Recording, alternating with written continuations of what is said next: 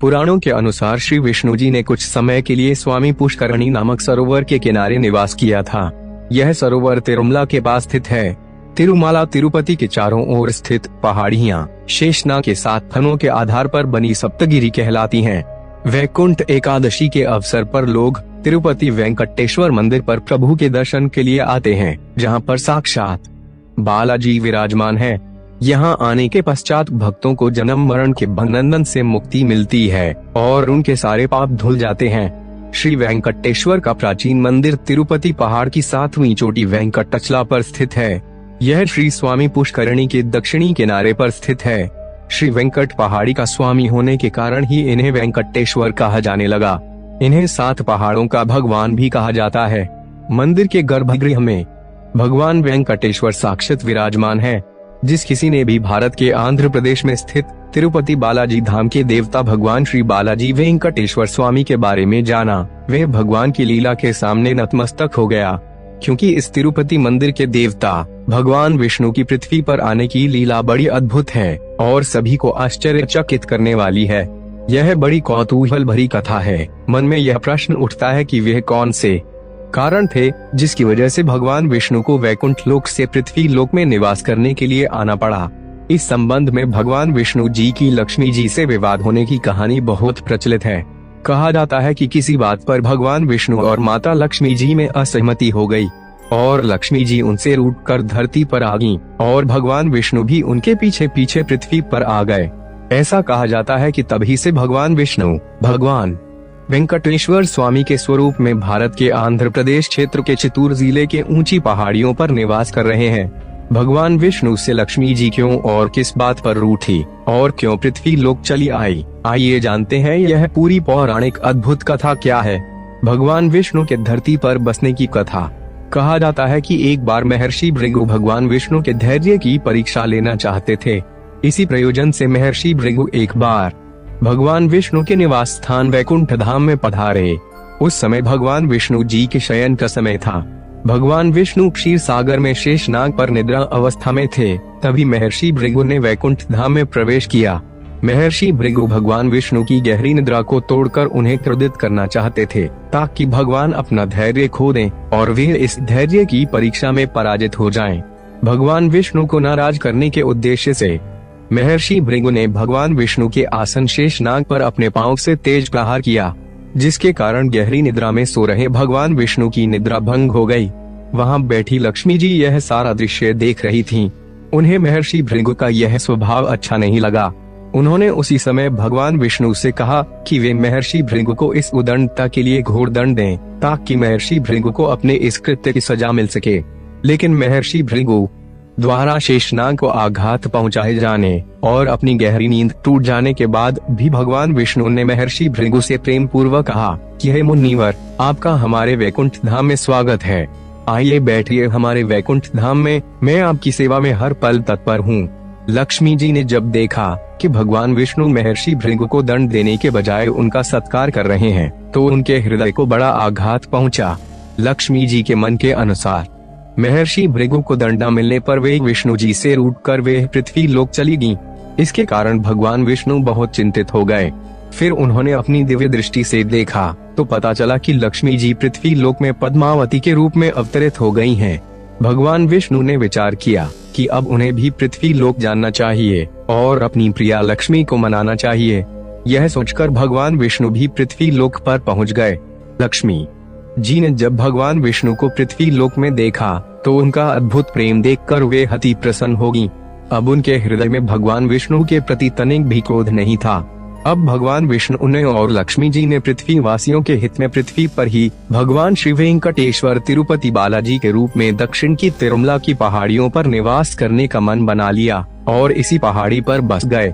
ऐसा कहा जाता है कि आज भी भगवान विष्णु और लक्ष्मी जी अपने सजीव रूप में दक्षिण की तिरुमला की पहाड़ियों में स्थित हैं। उनकी दैवीय शक्ति का आज भी लोगों को आभास होता है। तिरुपति वेंकटेश्वर मंदिर के नाम से प्रसिद्ध यह धाम भारत का एक प्रमुख तीर्थ स्थल है।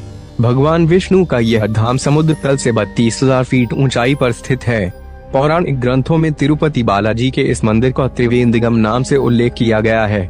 7 पहाड़ों वाले मंदिर के नाम से प्रसिद्ध तिरुपति बालाजी महाराज का धाम एक ऐसा धाम है जहां भक्तों को नए नए चमत्कारों और रहस्यों की अनुभूति होती है। समय समय पर इस धाम के देवता अपने भक्तों को जीवंतता का आभास कराते रहते हैं। आइए जानते हैं तिरुपति बालाजी महाराज के धाम के वे अनसुलझे रहस्य जो सदियों से रहस्य बने हुए हैं। वेंकटेश्वर बालाजी मंदिर की स्थापना का रहस्य। दक्षिण भारत के इस तिरुपति बालाजी के भव्य मंदिर को कब और किसके द्वारा बनवाया गया, इस बात का कोई निश्चित प्रमाण नहीं मिलता है। कुछ इतिहासकार इस मंदिर की स्थापना 5वीं शताब्दी के आसपास मानते हैं, तो कुछ 6ठी शताब्दी के। इस मंदिर की स्थापना के संबंध में चोल और विजयनगर के नरेशों का नाम लिया जाता है, लेकिन यह सब केवल एक अनुमान है। वास्तव में इस मंदिर का संस्थापक कौन था, इसके बारे में कोई पुख्ता सबूत नहीं मिलते हैं। इतिहास बताता है कि इस स्थान को एक समय में कांचीपुरम के राजाओं ने अपने अधिकार में ले लिया था, जिसके बाद इस धाम को भव्य स्वरूप प्रदान किया गया। तत्पश्चात 15वीं सदी में विजयनगर के सम्राटों ने इस बालाजी मंदिर पर अपना आधिपत्य जमा लिया। कहते हैं कि जब विजयनगर के राजाओं ने इस तिरुपति बालाजी मंदिर को सुंदर बनाने के लिए और साज श्रृंगार के लिए इस मंदिर में धन लगाया, तो उन राजाओं के वैभव में 4 गुना वृद्धि हुई। इसके बाद तो यह बात इतिहास प्रसिद्ध हो गई कि इस धाम के प्रभु धन के देवता हैं। तिरुपति बालाजी वे भगवान हैं जो भक्तों के द्वारा स्वयं भी अत्यंत धनवान रहते हैं, अर्थात यहाँ आने वाले भक्तों की तरफ से प्रचुर मात्रा में धन का चढ़ावा आता है। कहा जाता है कि यह तिरुपति बालाजी मंदिर के द्वार की चौखट वे पारस पत्थर है, जिसको स्पर्श करते ही भक्तों के जीवन में धन संपत्ति की वर्षा होने लगती है। ब्रिटिश शासनकाल के अंग्रेज शासकों में भी यह तिरुपति बालाजी का धाम प्रमुख आकर्षण का केंद्र बना रहा।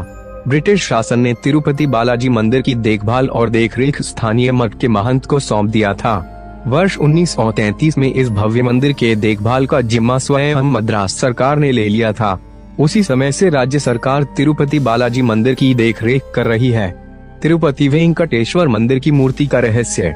कहते हैं कि जब इस तिरुपति बालाजी धाम के भगवान की आरती की जाती है तो भगवान की मूर्ति मुस्कुराती हुई सी प्रतीत होती है। इस मंदिर में भगवान विष्णु की जो मूर्ति दिखाई देती है, उस मूर्ति में लक्ष्मी जी की प्रतिमा भी समाहित है। दरअसल सामने से एक दिखने वाली मूर्ति में भगवान विष्णु के हृदय स्थल पर मां लक्ष्मी विराजमान है। इस मंदिर की मूर्ति अपने आप में अनूठी है। यह मूर्ति कब कहां से इस पावन धाम में आई, इसके बारे में कोई निश्चित जानकारी नहीं मिलती है। ऐसा कहा जाता है कि यहाँ दक्षिण क्षेत्र के पर्वत की चोटी पर भगवान वेंकटेश्वर की मूर्ति स्वयं प्रकट हुई है। तिरुपति बालाजी धाम में समुद्री आवाज का रहस्य। तिरुपति वेंकटेश्वर स्वामी मंदिर समुद्र तल से 32,000 फीट की ऊंचाई पर पहाड़ों पर स्थित है, लेकिन फिर भी इस मंदिर के भगवान की मूर्ति से समुद्र की लहरों की अद्भुत आवाज आती है। कुछ लोगों का कहना है कि इस धाम के देवता भगवान वेंकटेश्वर की मूर्ति समुद्र से ही प्राप्त हुई है। ऐसा भी कहा जाता है कि समुद्र की ध्वनि भगवान विष्णु के वैकुंठ धाम के क्षीर सागर का स्वर है, जहां भगवान विष्णु पहले निवास करते थे। उस समुद्र की लहरें अदृश्य रूप में अपने भगवान विष्णु के साथ रह रही हैं, इसलिए भगवान विष्णु की मूर्ति के आसपास से समंदर की लहरों का स्वर सुनाई देता है। इसी कारण इस मंदिर में भगवान विष्णु का सजीव रूप माना जाता है। मंदिर की छड़ी का रहस्य। इस धाम में तिरुपति वेंकटेश्वर मंदिर के द्वार पर एक छड़ी रखी हुई है। यह छड़ी भक्तों को बहुत आकर्षित करती है। मंदिर की छड़ी के पीछे अनेक पौराणिक कथाएं प्रचलित हैं। कुछ लोगों का कहना है कि भगवान विष्णु जब इस धरती पर लक्ष्मी जी की तलाश करने के लिए आए थे, तब उनके हाथ में यही जादुई छड़ी थी, जो भगवान विष्णु को पृथ्वी पर लक्ष्मी जी का पता बता रही थी। इस धाम में आने पर ऐसा लगता है कि अभी अभी भगवान विष्णु यह जादुई छड़ी द्वार पर रखकर मूर्तिवत हो गए हों। यह छड़ी आज भी इस धाम में भगवान विष्णु के जीवंत होने का प्रमाण दे रहे हैं। इस मंदिर में रखी हुई छड़ी की एक कथा ऐसी भी है कि यह वह छड़ी है जिससे बालाजी को बचपन में चोट लगी थी। ऐसा कहा जाता है बालाजी के चेहरे पर आज भी उस चोट का घाव है, इसीलिए आज भी बालाजी की मूर्ति के चेहरे पर चंदन का लेप लगाया जाता है ताकि उनका वह घाव भर सके। इस तिरुपति बालाजी मंदिर में साज श्रृंगार और प्रसाद आदि के लिए चढ़ाई जाने वाली सामग्री तिरुपति बालाजी के गांव से ही आती है। यह गांव तिरुपति बालाजी मंदिर से लगभग 22 किलोमीटर दूर स्थित है। यह गांव अपने आप में अनोखा है। यह वही गांव है जहां की महिलाएं तिरुपति बालाजी के मंदिर पर चढ़ाई जाने वाले समस्त पूजन सामग्री एवं प्रसाद आदि इसी गांव में बनाती हैं। यह परंपरा कब और कैसे आरंभ हुई, इसका कोई निश्चित प्रमाण नहीं मिलता है, लेकिन इस गांव में किसी बाहरी पुरुष का प्रवेश वर्जित है। कहते हैं कि इस गांव की महिलाएं भगवान विष्णु की परम भक्त हैं। वे सभी भगवान विष्णु के भजन गाते हुए अपने हाथों से तिरुपति बालाजी को चढ़ाने के लिए मिठाई, फूल माला आदि बनाती हैं। तिरुपति बालाजी वे चमत्कारी धाम है जहां के देवता को प्रणाम करने मात्र से आपकी सफलता के द्वार खुलने लगते हैं। इसीलिए कोई भी राजनीतिक नेता चुनाव लड़ने से पूर्व और कोई भी फिल्म अभिनेता अपनी नई फिल्म की शुरुआत करने से पहले इस मंदिर में आकर माथा अवश्य टेकते हैं। ऐसी मान्यता है कि अपने मन की अभिलाषा तुलसी दल अर्पित करते हुए सच्चे मन से मांगने पर इस मंदिर के देवता उसे अवश्य पूरा करते हैं। सबसे अधिक अमीर मंदिर होने का रहस्य, इस मंदिर की अपार श्रद्धा देश विदेश के धनी वर्ग के लोगों को भी अपनी ओर आकर्षित करती है। ऐसा कहा जाता है कि यहाँ आने के बाद इंसान को अपने जीवन में धन की कमी नहीं रहती। इस धाम के देवता के आशीर्वाद के बाद लोगों को धन का लाभ होने लगता है, जिसके बाद भक्तगण अपने धन के लाभ का कुछ हिस्सा तिरुपति बालाजी धाम में चढ़ाने लगे। लोगों ने देखा कि हर वर्ष नियमित रूप से धन चढ़ाने से उनका व्यवसाय दिन दुगनी रात चौगुनी उन्नति करने लगा, जिसके बाद लाखों की संख्या में लोग बालाजी महाराज के परम भक्त बन गए।